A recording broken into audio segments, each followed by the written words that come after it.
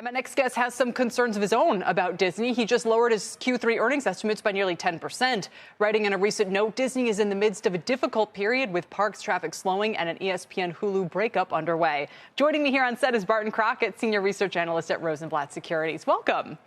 Thank you for having me here. I wish it were better news. I mean, you know, we can talk about some of the other parts of your coverage space later, but on the Disney case in particular, do you think this the parks traffic slowdown is significant, and what's causing it? So look, the point I was making in my note is I'm not concerned about the Orlando parks. They had a difficult compare to the year ago when they had a 50th anniversary promotion. They've been managing for less attendance and more revenue per attendee with their reservation system. So that's actually a better experience when there's fewer people in the parks. And internationally, their parks are in a big growth cycle right now because of the pandemic recovery in Asia, particularly in China. Just a quick, when I was looking at some of the stats about parks traffic, now I don't know if this was just Orlando or all of it, but it looked like even relative to 2019 and some of those earlier years that we were still down. But again, you think that's part of a specific plan?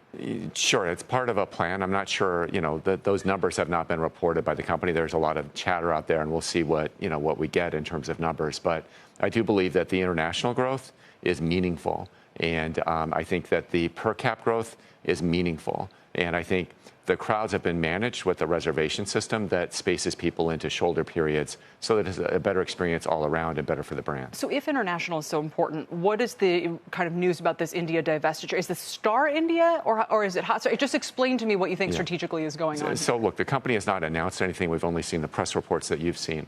And their India presence is really through the Fox acquisition. That is Star Television, Hotstar, the streaming service. And that was a business that was really a shining light of Fox and a growth opportunity, something that was supposed to be generating $1 billion of cash flow for Fox.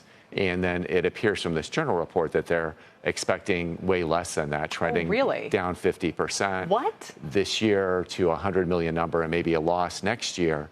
And that really speaks to the difficulties writ large in television. Part of it is cricket rights, so sports rights were more expensive. They lost the streaming component of that. They only have television. They're paying more for that. And part of that is, the pressures we think that are endemic kind of economically in India and, globally with people doing more things online.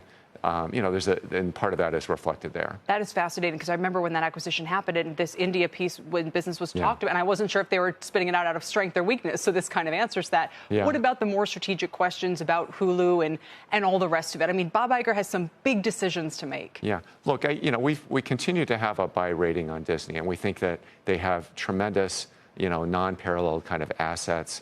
Theme parks are iconic. Their content is iconic. But the earnings trajectory right now is not great, and it needs to improve.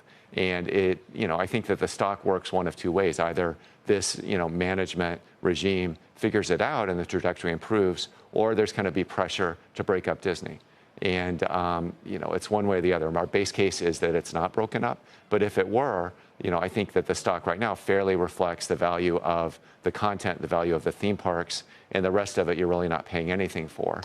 So you can make an argument on that basis as a hedge, even if the fundamentals don't improve. That would be pretty shocking if they ever went in that direction. The fact that you would even consider the possibility tells you how far we've come. Well, it also talks about, the world is changing, right? So it's not clear that the structure, having all of these businesses under Disney, is the best structure, right? Sports rights are really, I think, going to, over time, flow towards the scale players in tech, right? Apple, But Google, it makes you Amazon. wonder about all of media. Like what you're saying has huge implications. Yeah, and it might be that, content fits better within a tech platform.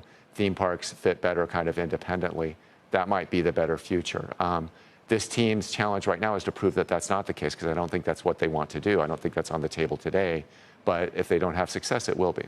Fascinating. Quickly before we go, have you tried Threads yourself? I have tried Threads. What do you think? And, it's fine. It's fine. What do you think the use case is? Who does it appeal to? I think it appeals to people who were frustrated with Twitter, people who are wanting to have a light and friendly kind of conversation around fashion and around, celebrity.